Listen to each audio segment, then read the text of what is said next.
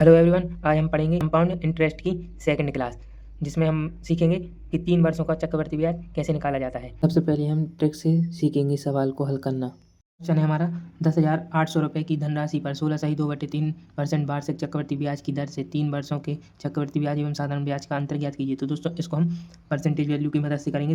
आपको दी गई ये परसेंटेज 16.2/3% दिया गया है, जिसकी परसेंटेज वैल्यू होती है 1/6। ये मैंने बताया कि बी को दर्शाएगा और जो ऊपर वाली संख्या है वो सी को दर्शाएगी। अब स्ट्रक्चर में जो मैंने बताया था, अब जमा लें तो 6 6 6 और 1, बी 3 बार आएगा और एक बार आएगा। अब दोस्तों ये 6 गुना है, तो ऊपर भी जब 6 गुना करेंगे तो 36 36 और 36, क्योंकि ये साधारण ब्याज सभी में सेम होगा। अब दोस्तों जब 36 को आप 6 गुना करेंगे तो दोस्तों जब 6 गुना 36 को करेंगे तो 216 आ जाएगा, और 216 की वैल्यू दी गई है हमारे लिए 10,800। 10,800 जब 216 को 10,800 से भाग करेंगे तो दोस्तों आपके पास आएगा 50 गुना। और दोस्तों आपसे बोला गया था कि साधारण ब्याज और चक्रवृद्धि ब्याज का अंतर ज्ञात करना है। तो अंतर होता है दोस्तों ये वाली संख्या CI माइनस SI। तो दोस्तों 6 और 6 12 और 6 18 और 1 19 आपके पास वैल्यू आई, इंटू कर देंगे दोस्तों 50 गुना है इसलिए। तो 19 को 19 पंचे 95 यानी 950 जो अंतर आएगा, जो कि इस सवाल का राइट आंसर होगा। दोस्तों आप इस सवाल को इस तरीके से सॉल्व कर सकते हैं। आई होप दोस्तों यह क्वेश्चन आपको समझ आ गया होगा। दोस्तों क्वेश्चन है कि 1,000 रुपये की धनराशि 10% चक्रवृद्धि ब्याज की दर से 3 वर्षों के चक्रवृद्धि ब्याज एवं साधारण ब्याज का अंतर और चक्रवृद्धि ब्याज और 3 वर्षों का चक्रवृद्धि मिश्र धन ज्ञात कीजिए। दोस्तों हमें 3 चीज़ें ज्ञात करनी है, चक्रवृद्धि एवं साधारण ब्याज का अंतर, चक्रवृद्धि ब्याज और 3 वर्षों का मिश्र धन। तो दोस्तों सबसे पहले हमारे लिए दिया है धनराशि, यानी PA दिया है आपके लिए 1,000 रुपये, ये दिया है 3 वर्षों के लिए निकालना है, तो 3 डंडे आपको ले लेना है।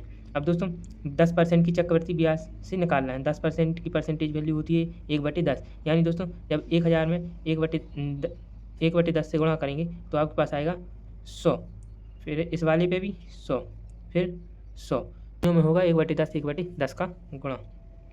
अब दोस्तों अब पहले वर्ष ये आया, पहले वर्ष का, ये सेकंड वर्ष का और ये थर्ड वर्ष का, ये आपको याद चलना है याद करके। दोस्तों जब इसका 1/10 करेंगे, क्योंकि पहले वर्ष का ब्याज सेकंड साल तो वो लेगा, तो 1/10 जब आप इसको करेंगे तो 100 का 1/10 10 आएगा। और दोस्तों सेकंड ईयर का थर्ड ईयर में जुड़ेगा जब, तो उसका आ जाएगा 1/10।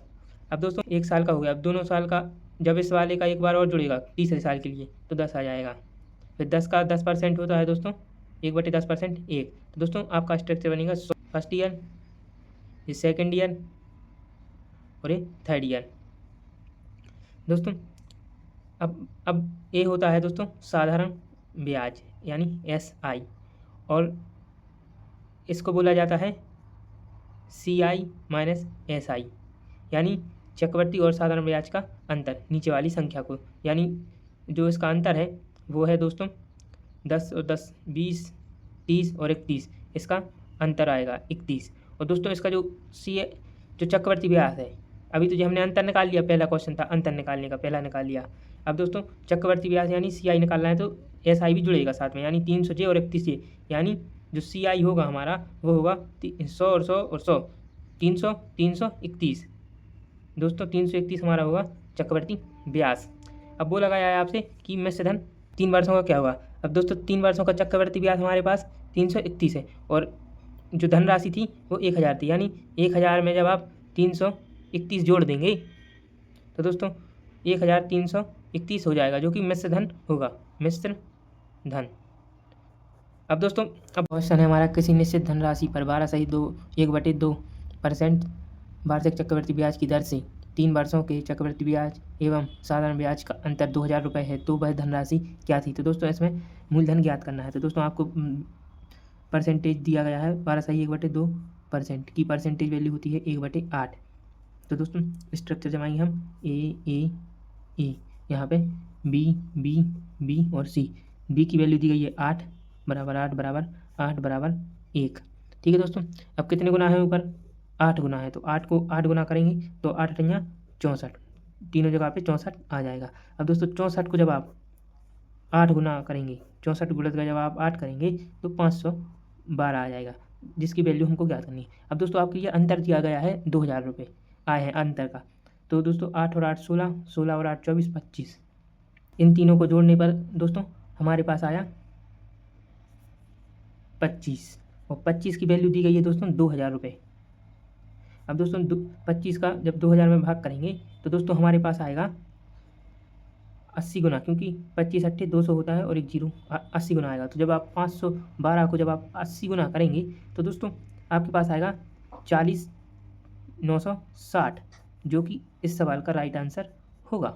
तो दोस्तों आप इस सवाल को इस तरीके से सॉल्व कर सकते हैं। दोस्तों क्वेश्चन है कि कितने वर्षों में तथा किस वार्षिक चक्रवृद्धि ब्याज की दर से 125 रुपये 216 रुपये हो जाएंगे। तो दोस्तों अगर इस टाइप के क्वेश्चन आए तो आपको कैसे सॉल्व करना है, आइए समझते हैं। दोस्तों आपको ये दिया है इनटू अनुपात ए लिख लेना है।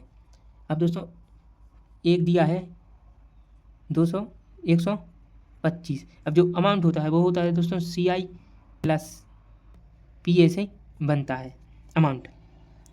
तो दोस्तों अमाउंट दिया गया है 216 हो जाएगा। ठीक है दोस्तों।